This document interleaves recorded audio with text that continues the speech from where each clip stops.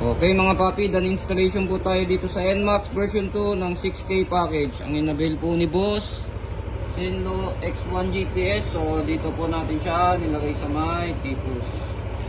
Meron tayo dyan ng alloy bracket. So ang ilaw po ni Sir, ayan, low beam, white.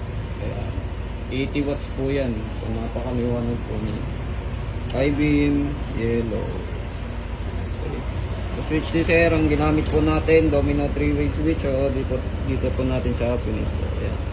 Tapos naglagay tayo ng stainless passing switch. So pag naka-off yung driving light, passing, low beam, passing, high beam, passing. So kahit anong mode, pwede po siya mag-passing. Tapos sa busina po ni Sir, ang nilagay po natin, PIA horn po. So nandito yung kanyang horn selector. Ayan. So kapag naka-off po ito, stock, yung tutunog. Ayan. Okay. So sa PIA po ni Sir, meron po itong combo lights. Ayan.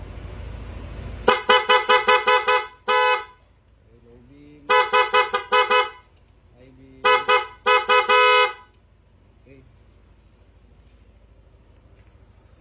Mga gustong mag-avail ng gantong package, pumunta lang po dito sa Scoteristas online shop. Maraming salamat po.